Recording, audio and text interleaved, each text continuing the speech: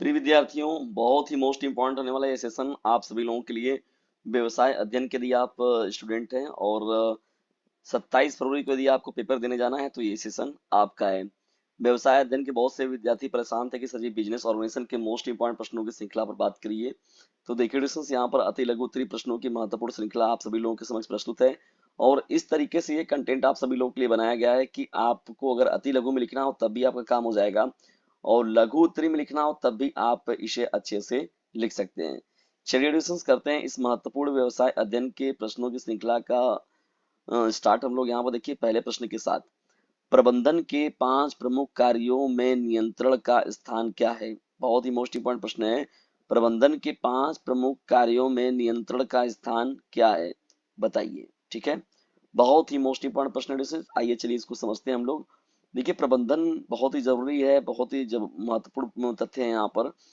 प्रबंधन के बारे में अगर बात किया जाए डियर स्टूडेंट्स, तो 5 प्रमुख कार्यों में देखिए नियंत्रण का स्थान जो है महत्वपूर्ण है, क्योंकि यह जो होता है डिसीजन सुनिश्चित करता है कि संगठनात्मक यानी कोई भी ऑर्गेनाइजेशन बनाया गया है तो संगठनात्मक गतिविधियां जो है वो अपने जो व्यवस्थाएं बनाई गई या जो लक्ष्य और मानक बनाए गए हैं तो क्या इसके अनुरूप ये कार्य कर रहे हैं कि नहीं कर रहे हैं। तो देखिए जो संगठन बनाया जाता है उसकी गतिविधियों को सही मानक देने का जो काम करते हैं वो प्रबंधन के अधीन ही होता है।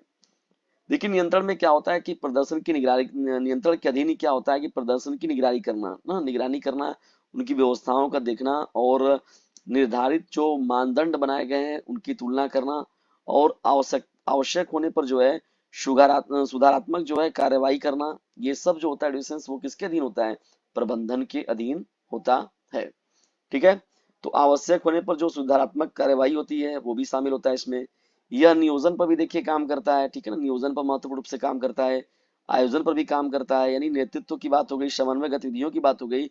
तो सभी में प्रभावशीलता, प्रभावशाली रूप से कार्य कराने के लिए, चाहे नियोजन की बात हो, चाहे आयोजन की बात हो, चाहे नेतृत्व की बात हो, चाहे कोई भी गतिविधि का समन्वय बना कोऑर्डिनेशन बना के चलने की बात हो, तो सब में जो है वो प्रबंधन का सबसे महत्वपूर्ण रोल होता है। और इसी के माध्यम से जो होता है ये चीजें क्रियान्वित हो पाती हैं।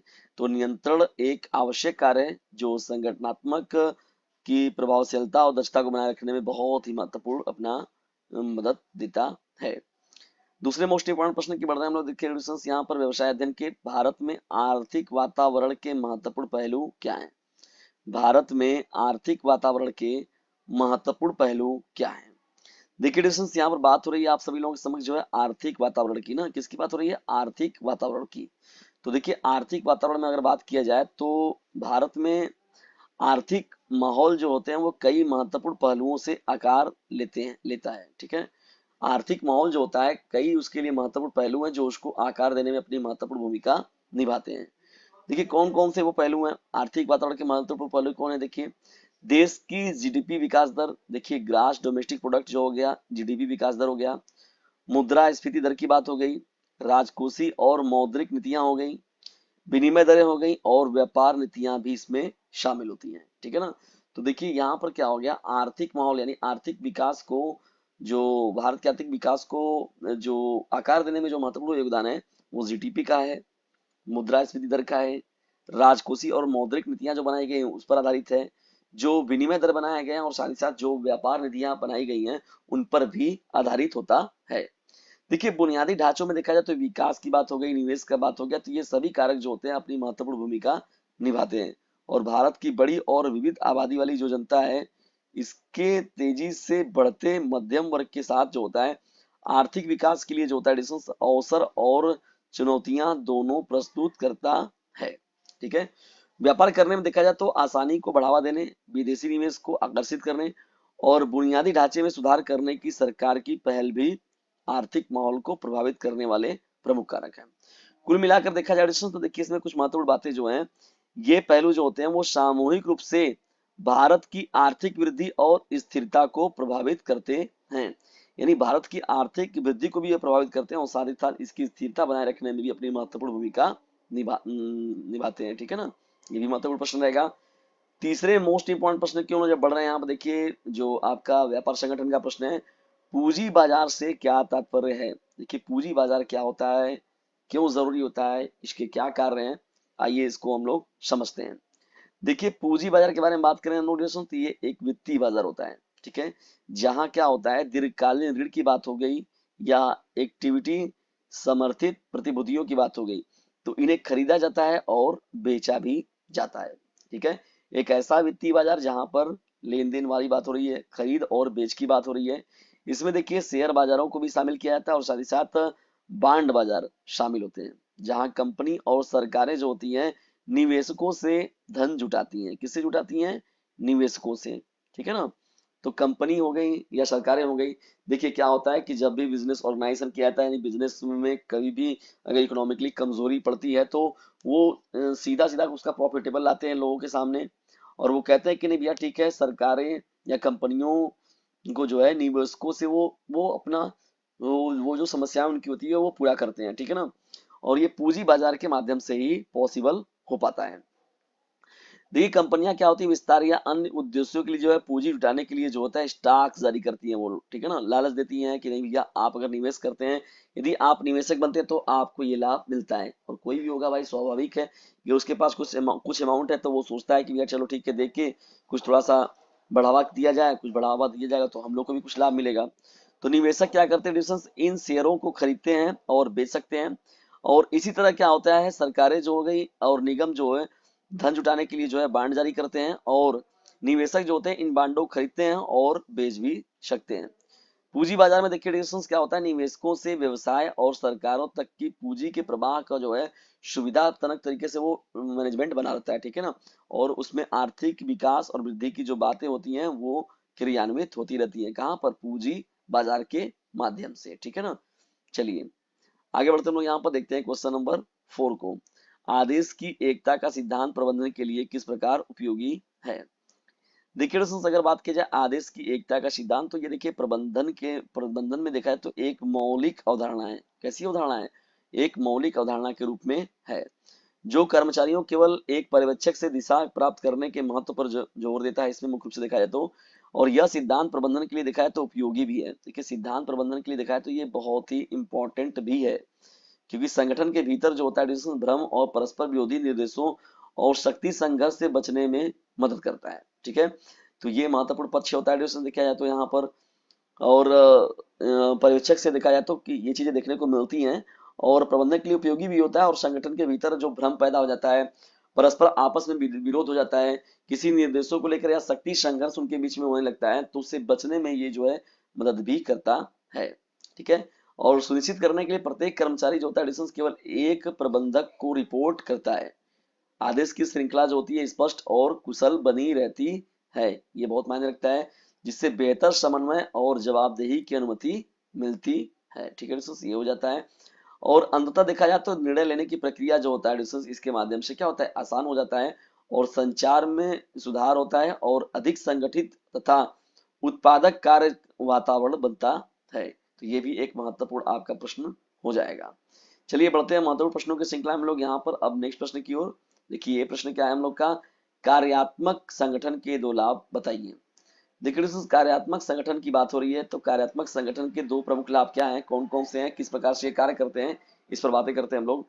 देखिए वैसे देखा जाए तो कार्यात्मक संगठन के देखा जाए तो कई लाभ जो है प्रदान करता है, ठीक है।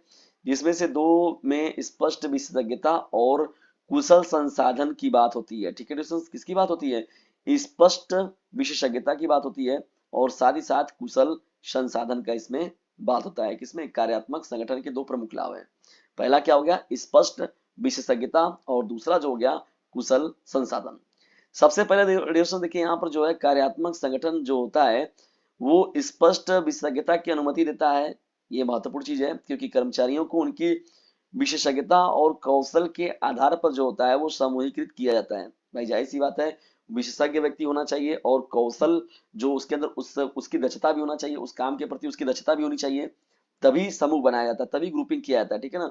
अब पता चला ग्रुप में डाल दिया गया और उसमें 4 लोग 6 लोग 10 लोगों का ग्रुप बनाया गया, उससे पता चला कोई किसी के लायक का है ही नहीं, तो ये चीजें गड़बड़ हो जाती हैं, ठीक है ना। तो प्रतिभावान होना भी बहुत जरूरी होता है, ठीक है। तो ये चीजें देखी जाती है उसमें, जिससे क्या होता है अधिक केंद्रित और कुशल जो होता है वर्क फ्लो होता है। दूसरा देखिए क्या होता है कार्यात्मक संगठन का महत्वपूर्ण पहलू, कार्यात्मक इकाई यानी प्रत्येक कार्यात्मक इकाई के भीतर जो है समान संसाधन और विशेषज्ञता को जो है केंद्रीकृत कर किया जाता है, ठीक है ना। समान संसाधन, समान, देखिए संसाधनों का होना ही बहुत जरूरी होता है। यदि संसाधनों का अभाव होता है तो चीजें जो होती है उतनी कुशलता के साथ नहीं हो पाती हैं। अतः देखा जाए दृश्यों तो जो कार्यात्मक संगठन होता है वो समन्वय की बात करता है, संचार की बात करता है, निर्णय लेने को बढ़ा सकता है, और अंततः जो एडिशन वो प्रदर्शन और प्रभावशीलता में सुधार भी करता है। चलिए आगे बढ़ते हैं हम लोग यहाँ पर एडिशन देखते हैं क्वेश्चन नंबर 6 को। देखिए छठवां नंबर का प्रश्न क्या है, भर्ती और चयन की शर्तों को संक्षेप में समझाइए। भर्ती और चयन की शर्तों को जो है संक्षेप में बताना है। भर्ती क्या होता है या फिर चयन क्या होता है। देखिए भर्ती से अगर बात करें तो किसी संगठन के भीतर जो है नौकरी रिक्ति के लिए संभावित उम्मीदवारों की पहचान करने और उन्हें आकर्षित करने की प्रक्रिया से है। देखिए भर्ती की बात करें तो संगठन के भीतर क्या किया गया है, नौकरी रिक्ति के लिए संभावित जो उम्मीदवारों की पहचान कर दिया गया और उन्हें आकर्षित करने के लिए जो व्यवस्था बनाई गई उसे भर्ती कहा गया, ठीक है। इसमें क्या होता है, नौकरी की पोस्टिंग बनाना, पद का विज्ञापन करना और विभिन्न चैनलों के माध्यम से जो है संभावित उम्मीदवारों तक पहुंचना शामिल होता है। संभावित उम्मीदवारों तक पहुंचना शामिल होता है। देखिए जबकि चयन की बात करें, चयन की बात किया है तो देखिए चयनकों में क्या होता है, चयन में आवेदकों के समूह में से नौकरी के लिए सबसे उपयुक्त उम्मीदवार का मूल्यांकन और चयन करने की प्रक्रिया शामिल होती है, ठीक है ना। देखिए उन्हें, देखिए उम्मीदवार लिया गया, जब 100 लोग चले गए तो 100 लोगों में पता चला इंटरव्यू लिया जा रहा है, 20 लोगों को बुलाया गया मुख्य लोगों का, तो जो विशिष्ट लोग हैं तो जो उनका मूल्यांकन किया गया उन्हें चयन करने की प्रक्रिया में शामिल किया गया, ठीक है। अब देखिए इसमें क्या होता है, साक्षात्कार, देखिए मैंने पहले बताया कि इंटरव्यू की बात हो गई और साथ ही साथ उनकी योग्यता का आकलन भी किया जाता है और नियुक्ति संबंधित निर्णय भी इसमें लेना शामिल होता है, ठीक है। और भर्ती और चयन जो होता है एडिशन दोनों ही नियुक्ति प्रक्रिया के आवश्यक घटक भी हैं और इसका उद्देश्य क्या होता है, संगठन की आवश्यकता के लिए सबसे उपयुक्त व्यक्ति को ढूंढना, जो भाई उस संगठन को जो है बेहतर तरीके से क्रियान्वित कर सके और उसे आगे ले जा सके, ठीक है एडिशन। तो ये एक बहुत ही महत्वपूर्ण टास्क होता है, ठीक है ना। ये बहुत ही महत्वपूर्ण, देखिए भर्ती की बात हो गई तो भर्ती अलग पहलू हो गया और चयन जो हो गया वो अलग पहलू हो गया, ठीक है ना। तो ये इस तरीके से था एडिशन आप लोग का प्रश्न। एडिशन नेक्स्ट प्रश्न में जब हम लोग मिलेंगे नेक्स्ट वीडियो में तो यहाँ से स्टार्ट हम लोग करेंगे सेशन को। लेकिन एडिशन आज का ये महत्वपूर्ण सेशन आप लोग को कैसा लगा कमेंट बॉक्स में जरूर बताइएगा और यदि वीडियो थोड़ा सा भी हेल्पफुल लगा हो तो इसे अपने क्लासमेट पर भी शेयर जरूर कीजिएगा। जल्द ही मिलते हैं किसी अन्य वीडियो में किसी अन्य टॉपिक के साथ, तब तक के लिए टेक केयर, गुड बाय, जय हिंद, जय भारत। लेकिन डियर आगे बढ़ने से पहले यदि वीडियो थोड़ा सा भी हेल्पफुल लगा हो तो प्लीज इसे लाइक जरूर कर दीजिएगा और इसे अपने क्लासमेट पर भी शेयर जरूर कर दीजिएगा। चलिए मिलते हैं हम लोग नेक्स्ट वीडियो में।